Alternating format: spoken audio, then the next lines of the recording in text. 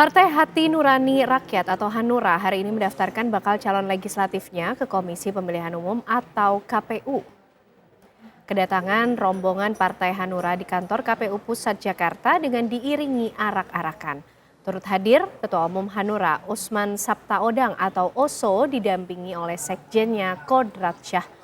Partai Hanura mendaftarkan 580 nama bacalek dari 84 dapil dan dari jumlah tersebut 32%-nya telah diisi keterwakilan perempuan sesuai persyaratan minimal 30%.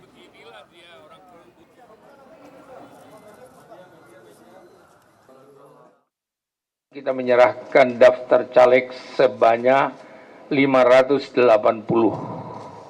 orang. Dan 84 dapil semuanya lengkap. Saudara, pertemuan sangat singkat sesuai dengan jadwal yang telah diatur oleh KPU dan kita juga mengharapkan memang tidak usah bertele-tele dan ternyata benar gitu.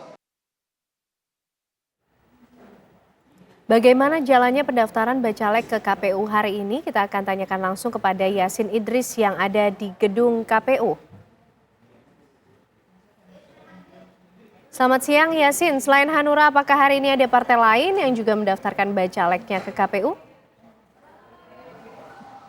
Ya, tadinya dijadwalkan untuk Partai Nasdem juga mendaftar bacaleknya hari ini juga, namun dikarenakan ada perubahan jadwal sehingga mundur esok hari, kemungkinan ini sekitar jam 10 besok. Dan kami tadi juga mendapatkan informasi bahwa rencananya besok juga akan ada 4 partai politik yang akan mendaftarkan bakal calon legislatifnya ke sini. Di antaranya adalah Partai Nasdem pada pukul 10, kemudian dilanjutkan PDIP pada pukul 11 siang, kemudian Partai Umat pada pukul 3 sore, dan satu lagi P3 yang kami belum mengetahui jam berapa nantinya akan melakukan pendaftaran di sini. Namun ini sifatnya bisa berubah-ubah seperti halnya tadi Partai Nasdem yang direncanakan hari ini namun diundur esok hari. Kemudian kalau kita total pemirsa, jadi digabungkan dengan PKS yang telah mendaftarkan bakal calon legislatifnya pada Senin 8 Mei lalu, maka sudah ada 2 partai yaitu PKS dan juga Gerindra, dan kedua partai ini sama-sama mendaftarkan sebanyak 580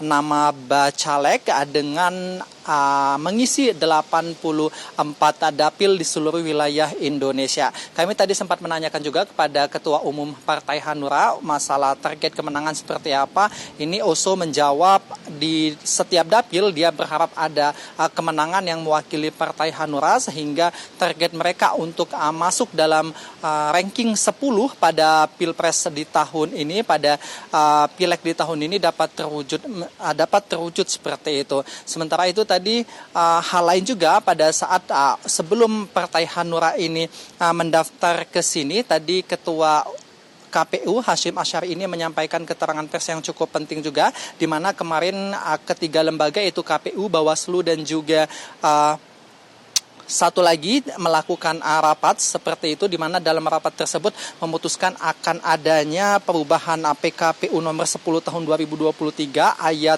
8 pasal 2, di mana nantinya diterapkan adanya perubahan pembulatan ke atas dalam penentuan 30% untuk keterwakilan perempuan. Seperti diketahui sebelumnya ini untuk 30% ini akan ada pembulatan ke bawah. Dimisalkan Ken Ande dan juga pemirsa, jika nantinya suatu partai politik ini jumlah 30% itu adalah 8,4%, maka nantinya akan ada diwakili oleh 8 orang saja perempuan. Namun ke depannya ini apabila 8,4 maka akan dibulatkan ke atas hingga bisa menjadi 9 perempuan yang akan mewakili partai tersebut untuk didaftarkan sebagai bakal calon legislatif. Ini juga berdasarkan aspirasi dari masyarakat, di mana sebelumnya KPU ini sudah sempat diprotes. Namun tadi kami sempat berbincang juga dengan Kepala Bidang Hukum dari Partai Hanura, dari DPP-nya, ia menyatakan ini sebetulnya adalah keputusan yang cukup penting juga dan meminta supaya KPU ini lebih berhati-hati, sebab jika